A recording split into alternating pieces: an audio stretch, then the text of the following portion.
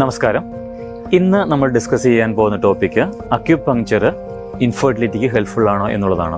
Acupuncture എന്ന് പറയുന്നത് traditional Chinese ചികിത്സാ രീതിയാണ്. അവിടെ ഒരു ചെറിയൊരു നീഡിൽ, വളരെ ചെറിയൊരു നീഡിൽ ശരീരത്തിൻ്റെ ഡിഫറെൻറ്റ് എനർജി പോയിന്റ്സിൽ ഇൻസേർട്ട് ചെയ്ത് അതുകൊണ്ട് തെറാപ്പറ്റിക്കൽ ബെനിഫിറ്റ് കിട്ടുന്ന ഒരു ചികിത്സാ രീതിയാണ് അക്യുപങ്ക്ചർ എന്ന് പറഞ്ഞ് ഉദ്ദേശിക്കുന്നത്. അക്യുപങ്ക്ചർ നമ്മളുടെ ശരീരത്തിൽ പല രീതിയിലാണ് വർക്ക് ചെയ്യുന്നത്. ഒന്നാമതായിട്ട് അക്യുപങ്ക്ചർ വർക്ക് ചെയ്യുന്നത് നമ്മളുടെ ഹോർമോൺസിനെ റെഗുലേറ്റ് ചെയ്യുന്ന രീതിയിലാണ്. ഉദാഹരണമായി പറഞ്ഞു കഴിഞ്ഞിട്ടുണ്ടെങ്കിൽ അക്യുപങ്ക്ചറിൻ്റെ ചികിത്സ വഴി ഹൈപ്പോതലാമോ പിറ്റ്യൂട്ടറി അഡ്രിനൽ ആക്സിസിൻ്റെ ബാലൻസ് നടക്കുമെന്ന് ഒരുപാട് പഠനങ്ങൾ തെളിയിച്ചിട്ടുണ്ട്.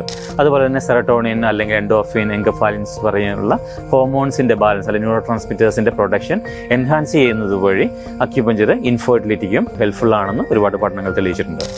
ഇനി രണ്ടാമത്തെ അക്യുപങ്ക്ചറിൻ്റെ എഫക്റ്റ് എന്ന് പറയുന്നത് റീപ്രൊഡക്റ്റീവ് ഓർഗൻസിലേക്കുള്ള സർക്കുലേഷൻ കൂട്ടുന്ന വഴിയാണ്.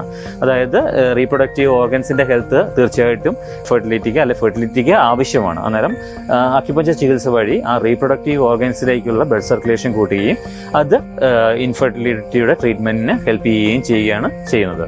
അന്നേരം നമ്മളുടെ സിമ്പതറ്റിക്കും പാരസിമ്പതറ്റിക്കും ആയിട്ടുള്ള നെർവ് സിസ്റ്റത്തിൻ്റെ ബാലൻസിനും അതുപോലെ തന്നെ നമ്മുടെ സ്ട്രെസ് ഹോർമോണായിട്ടുള്ള കോർട്ടിസോൾ കുറയ്ക്കാനായിട്ടും അക്യുപങ്ക്ചർ ഒരുപാട് ഹെൽപ്ഫുള്ളാണ്. അതുപോലെ തന്നെ IVF-നോട് ഒപ്പം ഉപയോഗിക്കുന്ന ഒരു ചികിത്സാ രീതിയാണ് അക്യുപങ്ക്ചർ. അക്യുപങ്ക്ചറും IVF-ഉം എപ്പോഴും നല്ലൊരു കോമ്പിനേഷനായിട്ട് വർക്ക് ചെയ്യാറുണ്ട്.